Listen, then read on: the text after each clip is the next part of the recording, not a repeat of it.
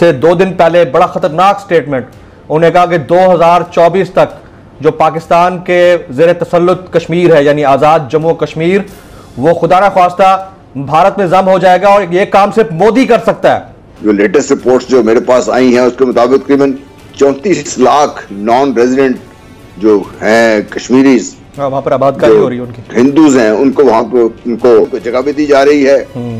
भारतीय army chief ने statement दिया वो तो अपनी जगह पर है, लेकिन ये हर 4-6 दिन के बाद खासतौर पर इस तरह का कोई दिन जिसमें हम कश्मीर के साथ यकजहती करने जा रहे होते हैं उससे पहले कोई ना कोई शोशा छोड़ देता है भारत।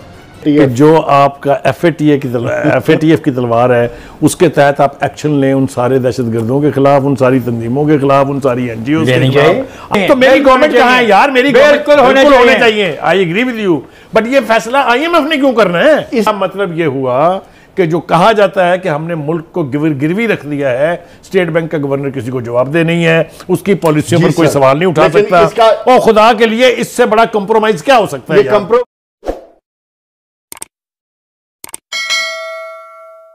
से 2 दिन पहले बड़ा खतरनाक स्टेटमेंट उन्होंने कहा कि 2024 तक जो पाकिस्तान के ज़ेर तसल्लुत कश्मीर है यानी आज़ाद जम्मू कश्मीर वो खुदा ना ख्वास्ता भारत में जम हो जाएगा और ये काम सिर्फ मोदी कर सकता है। यही वो जो अखंड भारत और हिंदुत्व की जो अप्रोच है बीजेपी की, उसके ऊपर उन्होंने स्टेटमेंट दिया था। ये क्या कॉस्मेटिक पॉलिटिकल स्टेटमेंट है इंडियन पब्लिक को अपनी तरफ अट्रैक्ट करने के लिए, और खासतौर पर यौम यकजहती कश्मीर से 1 आध दिन पहले इस तरह का स्टेटमेंट आ जाना? What's your take on this, sir? देखिए, हो सकता है मैं सब्जेक्टिव हूं, ये सिर्फ मोदी का काम नहीं है। मोदी चला जाएगा कोई और मोदी आ जाएगा इसकी जगह। वो एक अपने मकसद के तहत चले हुए हैं। इसमें 5 अगस्त के आप 2019 के इक़दाम को देख लीजिए। अब जिस तरीके से वहां पे वो जो बैलेंस ऑफ चेंज किया जा रहा है, डेमोग्राफिक चेंजेस लाई जा रही हैं, उसके बाद उन्होंने देखिए पॉपुलेशन अब उनके जो जहन में है। आप 15 अगस्त 2015 की उस स्टेटमेंट मोदी कैसे भूल जाते हैं जब उसने कहा था मुझे गिलगित बल्तिस्तान से फोन आ रहे हैं और मुझे बलूचिस्तान से फोन आ रहे हैं, और वो गिलगित बल्तिस्तान को दुखता क्यों है कि ये वो कहते हैं जहां पे ये ओरिजिन है CPEC का, और अगर खुदा न खास्ता CPEC बेल्ट रोड इनिशिएटिव से निकाल दी जाए आपको तो ये पूरा मनसूबा भी धराम से नीचे गिर के आ जाता है इसमें। तो पाकिस्तान की देखें इस वक्त पूरा जो फोकस है, इसीलिए हम ये चाहते हैं, जब हम भारत से भी बार बार बात करते हैं, हम ये समझते हैं कि भारत को भी इस वक्त जरूरी है कि वो फोकस करे अपने लोगों की लाइफ को इम्प्रूव करने के लिए, अपनी इकोनॉमी के ऊपर। हमारे लिए भी जरूरी है, लेकिन इसके लिए अमन का क़याम जरूरी है, और अमन का क़याम जैसे मैंने पहले कहा उसके लिए आउटस्टैंडिंग जो डिस्प्यूट्स हैं उनकी जस्ट रेजोल्यूशन बहुत इंपॉर्टेंट है। और मसला कश्मीर जो है that still remains the core issue between India and Pakistan, और उसका जस्ट रेजोल्यूशन कोई शक नहीं है कि मसला कश्मीर कोर इशू पर बात होनी चाहिए। आउटस्टैंडिंग डिस्प्यूट्स की आप बात कर रहे हैं, लेकिन हर 2 दिन के बाद एक नया डिस्प्यूट खड़ा हो जाता है, वो हम सबके सामने है। मैं प्राजा साहब की तरफ आने से पहले जनरल साहब की तरफ जाना चाहूंगा। ये वाला सवाल जो है आपके लिए है सर। ये जो भारतीय आर्मी चीफ ने स्टेटमेंट दिया वो तो अपनी जगह पर है, लेकिन ये हर 4-6 दिन के बाद खासतौर पर इस तरह का कोई दिन जिसमें हम कश्मीर के साथ यकजहती करने जा रहे होते हैं उससे पहले कोई ना कोई शोशा छोड़ देता है भारत, अपने अस्करी क़यादत से छुड़वा देता है। ये क्या रवैया है सर? देखिए, हम क्यों हैरान होते हैं उनके इस रवैये पर। वो तो अपने एक मकसद के असूल की तरफ चले हुए हैं और उस पर वो अपनी स्पीड बढ़ा रहे हैं दिन ब दिन, और कश्मीर में भी उनका रवैया को मुख्तलिफ नहीं है। जो लेटेस्ट रिपोर्ट्स जो मेरे पास आई हैं उसके मुताबिक तकरीबन 34 लाख नॉन रेजिडेंट जो हैं कश्मीरीज वहां पर आबादकारी हो रही है उनकी हिंदूज हैं उनको वहां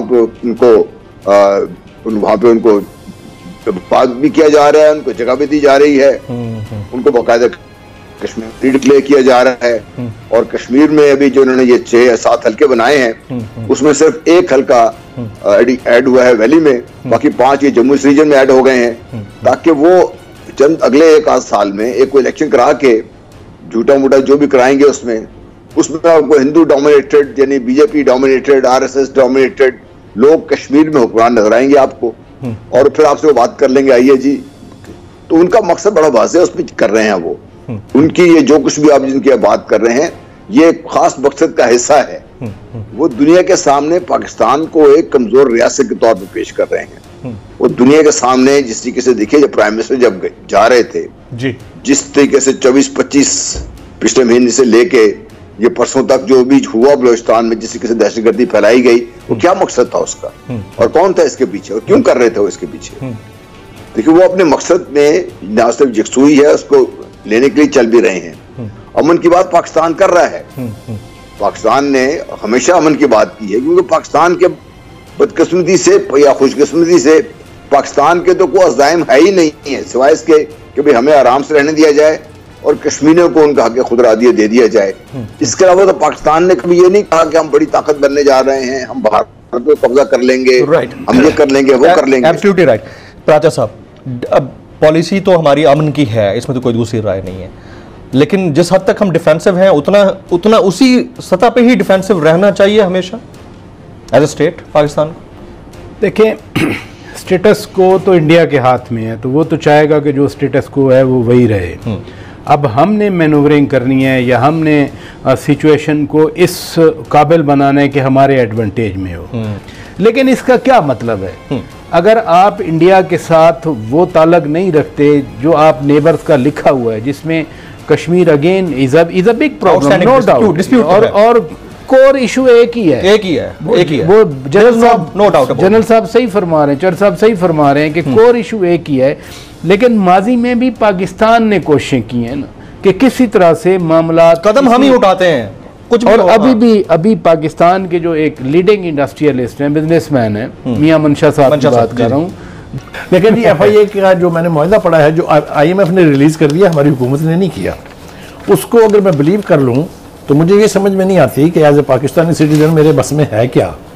मेरे बस में, मुझे यूं लगता है अगर यही रफ्तार रही तो मेरे बस में घर जाना कितनी दफ़ा इजाज़त है मुझे, बच्चों से मिलना कितनी दफ़ा इजाज़त है मुझे, मियाँ बीवी हम इकट्ठे कहीं जा सकते हैं कि नहीं जा सकते, बस ये सिर्फ पूछना रह गया है। बाकी सब कुछ तो IMF कह रही है प्राइस बाउंड नहीं होने चाहिए, IMF कह रही है आप ये टैक्स रेशो कर दें, IMF कह रही है आपके आला हुकाम के सारे जो असासे हैं वो डिक्लेयर होने चाहिए। तो मेरी गवर्नमेंट कहाँ है यार? मेरी बिल्कुल होने चाहिए। I agree with you, but ये फैसला IMF ने क्यों करना है? इसलिए करना है कि उन्होंने आपसे को पैसे देने, आपकी इकोनॉमी को स्ट्रक्चर करना है। साहब, इसका मतलब ये हुआ जो करंट अकाउंट डेफिसिट है, आप अपनी रिकवरी से ज्यादा खर्चे करेंगे तो उन्होंने तो करना ही है। इसका मतलब ये हुआ कि जो कहा जाता है कि हमने मुल्क को गिरवी रख दिया है, स्टेट बैंक का गवर्नर किसी को जवाब दे नहीं है, उसकी पॉलिसियों पर कोई सवाल नहीं उठा सकता, और खुदा के लिए इससे बड़ा कंप्रोमाइज क्या हो सकता है? जो आपका FATF की तलवार है, उसके तहत आप एक्शन लें उन सारे दहशतगर्दों के खिलाफ, उन सारी तंजीमों के खिलाफ, उन सारी NGOs के खिलाफ। आप बात समझ रहे हैं मेरी कि नहीं समझ रहे? कि मैं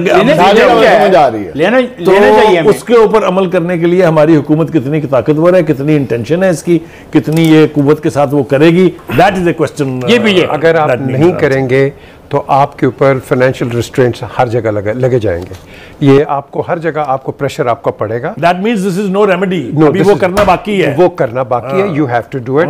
देखें,